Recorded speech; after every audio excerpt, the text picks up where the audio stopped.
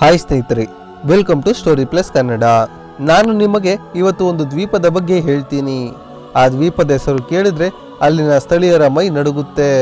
ಅಷ್ಟಕ್ಕೂ ಆ ದ್ವೀಪದಲ್ಲಿ ಏನಿದೆ ಗೊತ್ತಾ? ಅಲ್ಲಿ ಮನುಷ್ಯರಿಗಿಂತ ಹೆಚ್ಚಾಗಿ ವಿಷಕಾರಿ ಹಾವುಗಳೇ ವಾಸವಾಗಿದ್ದಾವೆ. ಇಡೀ ಜಗತ್ತಿನಲ್ಲಿ ಇಂತಹ ಅಪಾಯಕಾರಿ ಜಾಗ ಬೇರೆ ಎಲ್ಲೂ ಇಲ್ಲ ಅಂತ ಹೇಳಬಹುದು. ನೀವೇನಾದ್ರೂ ಆ ದ್ವೀಪಕ್ಕೆ ಕಾಲಿಟ್ಟರೆ ನೀವು ವಾಪಸ್ ಬರೋದು ಕಷ್ಟ ಅಷ್ಟೇ ಅಲ್ಲ, ಸಾಧ್ಯನೇ ಇಲ್ಲ ಅಂದರೂ ತಪ್ಪಾಗಲ್ಲ. ಈ ದ್ವೀಪಕ್ಕೆ ಹೋಗೋಕ್ಕೆ ಯಾರಿಗೂ ಧೈರ್ಯ ಇಲ್ಲ. ಕೊನೆಗೆ ಅಲ್ಲಿನ ಸರ್ಕಾರವೇ ಈ ಜಾಗಕ್ಕೆ ಹೋಗೋದನ್ನ ಬ್ಯಾನ್ ಮಾಡಿದೆ. ಅಂದ್ರೆ ನೀವು ಯೋಚನೆ ಮಾಡಿ ಅಲ್ಲಿನ ಪರಿಸ್ಥಿತಿ ಹೇಗಿರಬಹುದು ಅಂತ. ಬನ್ನಿ, ಇವತ್ತು ನಾವು ಬ್ರೆಜಿಲ್ನ ಆ ಭಯಾನಕ ಹಾವಿನ ದ್ವೀಪ ಅಥವಾ ಸ್ನೇಕ್ ಐಲ್ಯಾಂಡ್ನ ರಹಸ್ಯವನ್ನ ಬಿಚ್ಚಿಡೋಣ. ಬ್ರೆಜಿಲ್ ದೇಶದ ಸಾವೋ ಪಾಲೋ ನಗರದ ಹತ್ತಿರ ಸಮುದ್ರದ ಮಧ್ಯದಲ್ಲಿ ಒಂದು ಸಣ್ಣ ದ್ವೀಪವಿದೆ. ಅದರ ಅಧಿಕೃತ ಹೆಸರು ದ ಐಲ್ಯಾಂಡ್ ಆಫ್ ಕ್ಯುಮಡಾ ಗ್ರಾಂಡೆ. ಆದರೆ ಇಡೀ ಜಗತ್ತು ಇದನ್ನ ಸ್ನೇಕ್ ಐಲ್ಯಾಂಡ್ ಅಂತಲೇ ಕರೆಯುತ್ತೆ. ನೋಡೋದಕ್ಕೆ ದ್ವೀಪ ತುಂಬಾ ಸುಂದರವಾಗಿ ಕಾಣಿಸಬಹುದು. ಸುತ್ತಲೂ ನೀಲಿ ನೀರು, ದಟ್ಟವಾದ ಹಸಿರು ಕಾಡು. ಯಾರಾದರೂ ಪ್ರವಾಸಿಗರು ಹೋದರೆ ಎಷ್ಟು ಚೆನ್ನಾಗಿರುತ್ತೆ ಅಲ್ವಾ? ಆದರೆ ಮರೆತು ಕೂಡ ಅಲ್ಲಿಗೆ ಹೋಗೋ ಸಾಹಸ ಮಾಡಬೇಡಿ ಸ್ನೇಹಿತರೆ. ಯಾಕಂದ್ರೆ ಈ ದ್ವೀಪದಲ್ಲಿ ಪ್ರತಿ ಚದುರ ಮೀಟರ್ಗೆ ಕನಿಷ್ಠ 1 ರಿಂದ 5 ಹಾವುಗಳು ವಾಸವಾಗಿವೆ ಎನ್ನಲಾಗುತ್ತದೆ. ಅಂದ್ರೆ ನೀವು ಒಂದು ಹೆಜ್ಜೆ ಇಟ್ಟರೆ ಅಲ್ಲಿ ಒಂದು ಹಾವು ಇರುತ್ತದೆ ಎಂದು ಅರ್ಥ. ಇದು ಕೇಳೋಕೆ ಎಷ್ಟು ಭಯಾನಕವಾಗಿದೆ ಅಲ್ವಾ? ಇಲ್ಲಿರೋ ಹಾವುಗಳು ಸಾಮಾನ್ಯ ಹಾವುಗಳಲ್ಲ. ಇವು ಜಗತ್ತಿನ ಅತ್ಯಂತ ವಿಷಕಾರಿ ಹಾವುಗಳಲ್ಲಿ ಒಂದಾದ ಗೋಲ್ಡನ್ ಲ್ಯಾನ್ಸೆಡ್ ವೈಪರ್ಸ್. ಇವುಗಳ ವಿಷ ಎಷ್ಟೊಂದು ಪವರ್ಫುಲ್ ಅಂದ್ರೆ ಕಚ್ಚಿದ ಕೆಲವೇ ನಿಮಿಷಗಳಲ್ಲಿ ಮನುಷ್ಯನ ಮಾಂಸವನ್ನೇ ಕರಗಿಸಿಬಿಡುತ್ತೆ. ಸ್ನೇಹಿತರೆ, ಈ ದ್ವೀಪದಲ್ಲಿ ಹಾವುಗಳು ಇಷ್ಟೊಂದು ಸಂಖ್ಯೆಯಲ್ಲಿ ಹೇಗೆ ಬಂದವು ಅನ್ನೋದರ ಹಿಂದೆ ಒಂದು ದೊಡ್ಡ ಇತಿಹಾಸವೇ ಇದೆ. ಸುಮಾರು 11,000 ವರ್ಷಗಳ ಹಿಂದೆ, ಅಂದ್ರೆ ಮಂಜುಗೆಡ್ಡೆಯ ಯುಗ ಮುಗಿಯುವ ಸಮಯದಲ್ಲಿ ಸಮುದ್ರದ ಮಟ್ಟ ಏರಿಕೆಯಾಯಿತು. ಆ ಸಮಯದಲ್ಲಿ ಈ ದ್ವೀಪವು ಬ್ರೆಜಿಲ್ನ ಮುಖ್ಯ ಭೂಭಾಗದಿಂದ ಬೇರ್ಪಟ್ಟಿತ್ತು. ಅಲ್ಲಿ ಸಿಲುಕಿಕೊಂಡ ಹಾವುಗಳಿಗೆ ಬೇರೆ ಕಡೆ ಹೋಗಲು ದಾರಿ ಇರಲಿಲ್ಲ. ಮುಖ್ಯವಾಗಿ ಅಲ್ಲಿ ಯಾವುದೇ ಸಣ್ಣ ಪ್ರಾಣಿಗಳು ಇರಲಿಲ್ಲ. ಅಂದ್ರೆ ಇಲಿಗಳು ಅಥವಾ ಕಪ್ಪೆಗಳು ಆಹಾರಕ್ಕೆ ಸಿಗುತ್ತಿರಲಿಲ್ಲ. ಹಾಗಾಗಿಯೇ ಈ ಹಾವುಗಳು ತಮ್ಮ ಆಹಾರಕ್ಕಾಗಿ ಅಲ್ಲಿಗೆ ವಲಸೆ ಬರುವ ಹಕ್ಕಿಗಳ ಮೇಲೆ ಅವಲಂಬಿತವಾಗಬೇಕಾಯಿತು. ಹಕ್ಕಿಗಳು ಹಾರುವ ವೇಗ ತುಂಬಾನೇ ಜಾಸ್ತಿ ಇರೋದ್ರಿಂದ ಅವುಗಳ ವಿಷ ಕೂಡ ಅಷ್ಟೇ ವೇಗವಾಗಿ ಕೆಲಸ ಮಾಡಬೇಕಿತ್ತು. ಹಾಗಾಗಿಯೇ ಸಾವಿರಾರು ವರ್ಷಗಳ ವಿಕಾಸನದ ನಂತರ ಈ ಹಾವುಗಳ ವಿಷ ಎಷ್ಟು ತೀವ್ರವಾಯಿತು ಅಂದ್ರೆ ಪಕ್ಷಿಗಳನ್ನು ಕಚ್ಚಿದ ತಕ್ಷಣ ಅವು ಸ್ಥಳದಲ್ಲೇ ಸತ್ತು ಬೀಳ್ತಾವೆ. ಇದೇ ವಿಷ ಇವತ್ತು ಮನುಷ್ಯನ ಪಾಲಿಗೆ ಚಿರಂಜೀವಿಯಾಗಲು ಹೊರಟಿದೆ. ಯಾಕಂತ ಮುಂದೆ ನಿಮಗೆ ಗೊತ್ತಾಗುತ್ತೆ. ನಿಮಗೆ ಗೊತ್ತಾ ಸ್ನೇಹಿತರೆ, ಈ ದ್ವೀಪದ ಬಗ್ಗೆ ಅಲ್ಲಿನ ಸ್ಥಳೀಯರಲ್ಲಿ ಒಂದು ಭಯಾನಕ ಕತೆ ಪ್ರಚಲಿತದಲ್ಲಿದೆ. ಬಹಳ ವರ್ಷಗಳ ಹಿಂದೆ ಈ ದ್ವೀಪದಲ್ಲಿ ಸಮುದ್ರದ ಹಡಗುಗಳಿಗೆ ದಾರಿ ತೋರಿಸಲು ಒಂದು ಲೈಟ್ ಹೌಸ್ ಇತ್ತು. ಆ ಲೈಟ್ ಹೌಸ್ ಅನ್ನು ನೋಡಿಕೊಳ್ಳಲು ಒಬ್ಬ ಕಾವಲುಗಾರ ತನ್ನ ಹೆಂಡತಿ ಮತ್ತು 3 ಮಕ್ಕಳೊಂದಿಗೆ ಅಲ್ಲಿ ವಾಸವಾಗಿದ್ದನಂತೆ. ಒಂದು ರಾತ್ರಿ ಹಸಿದ ಹಾವುಗಳು ಕಿಟಕಿಯ ಮೂಲಕ ಮನೆಯೊಳಗೆ ನುಗ್ಗಿದ್ದವಂತೆ. ಭಯಭೀತರಾದ ಆ ಕುಟುಂಬದವರು ಸಮುದ್ರದ ಕಡೆ ಓಡಿ ತಮ್ಮ ದೋಣಿಯನ್ನು ಹತ್ತಲು ಪ್ರಯತ್ನಿಸಿದರು. ಆದರೆ ದಾರಿಯುದ್ದಕ್ಕೂ ಮರಗಳ ಮೇಲೆ ನೇತನಾಡುತ್ತಿದ್ದ ಹಾವುಗಳು ಅವರ ಮೇಲೆ ದಾಳಿ ಮಾಡಿದ್ದವು. ಮರುದಿನ ಅಲ್ಲಿಗೆ ಬಂದ ನೌಕಾಪಡೆಯವರಿಗೆ ಇಡೀ ಕುಟುಂಬವು ರಕ್ತಸಿಕ್ತ ಮುಳುವಿನಲ್ಲಿ ಸತ್ತು ಬಿದ್ದಿರುವುದು ಕಂಡು ಬಂದಿತ್ತು.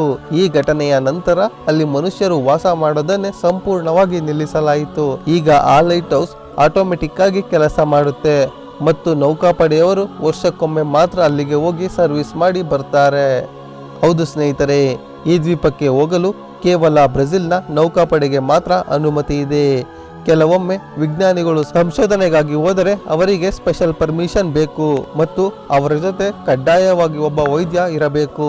ಯಾಕಂದರೆ ಒಂದು ವೇಳೆ ಹಾವು ಕಚ್ಚಿದ ತಕ್ಷಣ ಚಿಕಿತ್ಸೆ ನೀಡಲಿಲ್ಲ ಅಂದರೆ ಅವರ ಪ್ರಾಣವೇ ಹೋಗೋ ಸಾಧ್ಯತೆ ಇರುತ್ತದೆ. ಈ ಗೋಲ್ಡನ್ ಲ್ಯಾನ್ಸೆಡ್ ಹಾವುಗಳು ಕೇವಲ ಈ ದ್ವೀಪದಲ್ಲಿ ಮಾತ್ರ ಕಾಣಿಸುತ್ತೆ.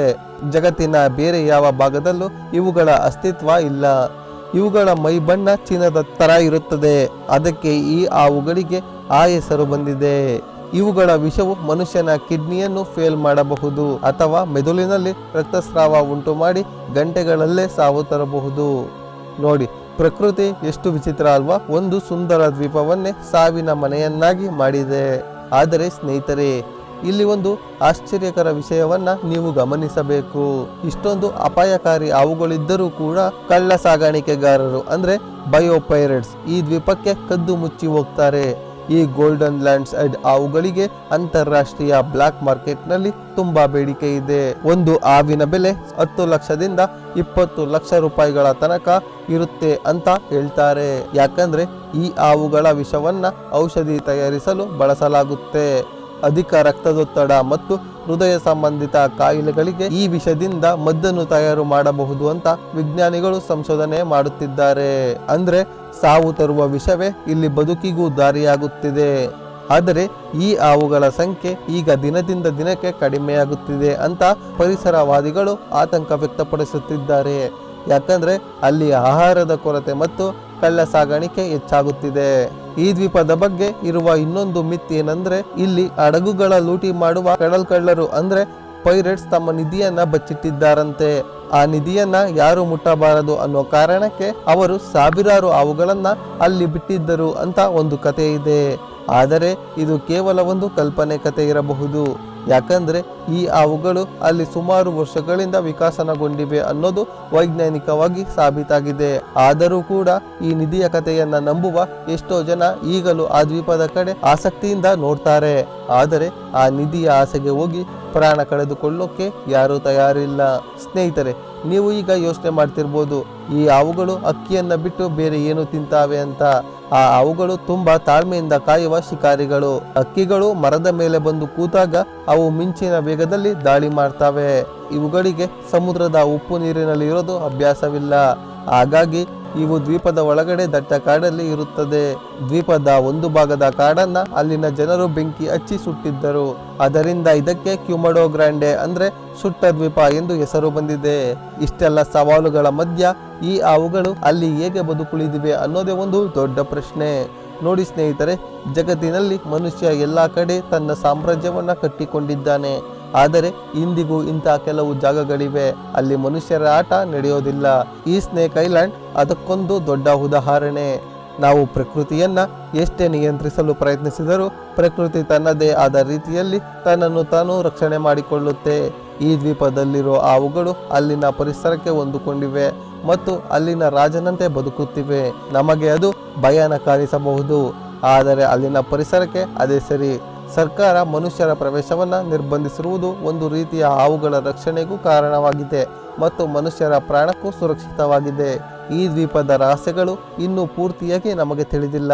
ಅಲ್ಲಿಗೆ ಹೋಗದೇ ಇರುವುದೇ ಎಲ್ಲರಿಗೂ ಒಳ್ಳೆಯದು ಅಲ್ವಾ? ಈ ವಿಡಿಯೋ ಇಷ್ಟವಾದರೆ ಲೈಕ್ ಮಾಡಿ, ನಿಮ್ಮ ಅನಿಸಿಕೆನ ಕಮೆಂಟ್ ಮಾಡಿ ಮತ್ತು ಸ್ಟೋರಿ ಪ್ಲಸ್ ಕನ್ನಡ ಚಾನಲ್ಗೆ ಸಬ್ಸ್ಕ್ರೈಬ್ ಮಾಡಿ. ಸಿಗ್ತೀನಿ ಮುಂದಿನ ಆಸಕ್ತಿಕರ ವಿಡಿಯೋದಲ್ಲಿ.